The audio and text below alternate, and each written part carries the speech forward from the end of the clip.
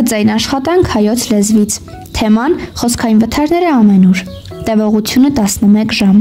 Հիմնախնդիրը՝ հաղորդակցման տարբեր ոլորտներում որքանով է ճիշտ հնչում հայերեն խոսքը հայ մարդու շուրթերից։ Նպատակները. Առաջին՝ ձևավորել ինքնուրույն և կրթական գործում ակտիվ մասնակցություն ունեցող սովորողներ։ Երկրորդ՝ զարգացնել սովորողի հետազոտական, որոնողական, ճանաչողական և ստեղծագործական հմտությունները։ Երրորդ՝ ձևավորել լեզվական, քերականական գիտելիքները սեփական խոսքում կիրառելու հմտություններ։ Չորրորդ՝ ապահովել կյանք-կրթություն իրական կապը։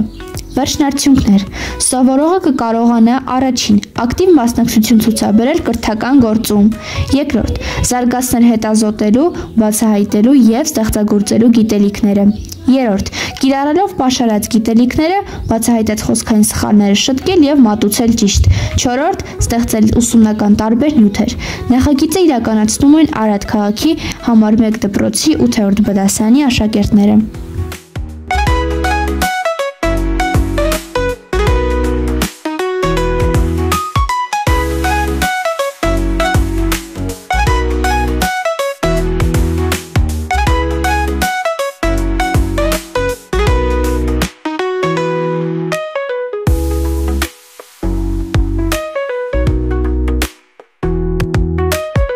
Եկեք և կառուցիկ խոսքը կարևոր նախապայման է հայոց լեզվով հաղորդակցվողների համար։ Խոսքի միջոցով մենք արտահայտում ենք խոհեր, հույզեր, տեսակետներ, գաղափարներ և այլն։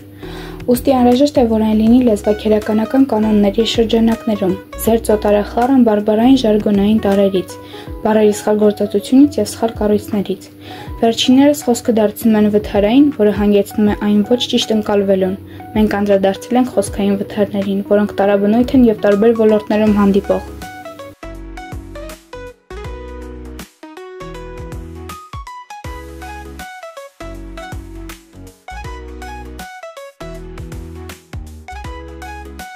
Կան հանդիպումը, որին ընդառաջ Հայաստանի արտգործնախարարը հանդիպել է Վրաստանի իր գործընկերոջ հետ, խոսել խաղաղության պայմանագրից, ասել, որ Երևանը պատրաստակամ է ավարտին հասցնել Հայաստանի ու Ադրբեջանի միջև փաստաթղթի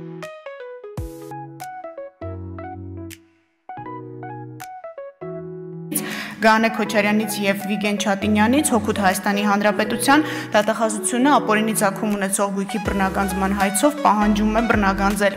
22 անշարժ գույք, 2 գույքի գնման իրավունք։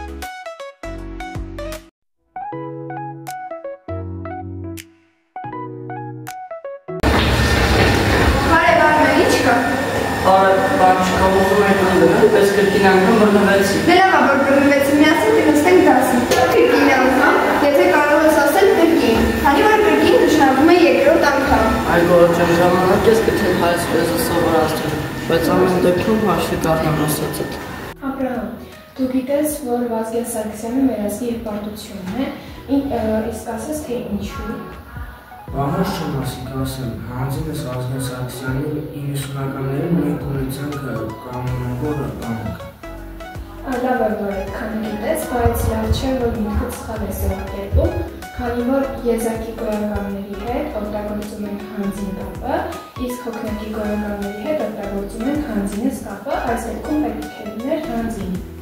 Ոնց ես գործել հանձնել, ողջույն լինի, լավ է, որոտերս լավ եմ, գիրկս վերջացրել, տվել եմ հրատարակչություն, սպասում և պատրաստ կլինի։ Հա, ուրախ եմ քեզ համար, բայց գիտես Գիրոկ ջան, որ հենց նոր սխալ թույլ տվեցի, ոչ թե հրատարակչություն, այլ հրատարակություն։ Իսկապես, իսկ ո՞րն է կարևորությունը։ Տես, հրատարակությունը տպագրությունն է, իսկ հրատարակչությունը այն վայրն է, որտեղ տպագրվում են գրքերը։ Շնորհակալ եմ, որ ուզեցիք աշխատել վիշերին։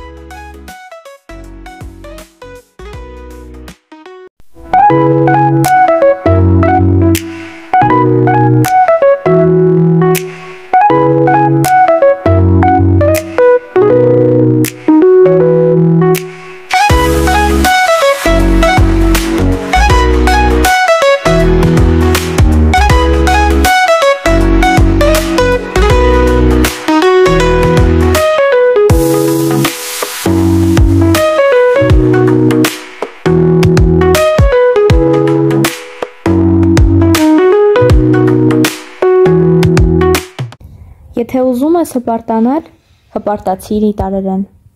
Եթե ուզում ես հրամայել, հրամայիր գերմաներեն։ Եթե ուզում ես սեր խոստովանել, խոստովանիր ֆրանսերեն։ Եթե ուզում ես հայհոյել, հայհոյիր թուրքերեն։ Եթե ուզում ես արևելք զգալ, կարդա պարսկերեն։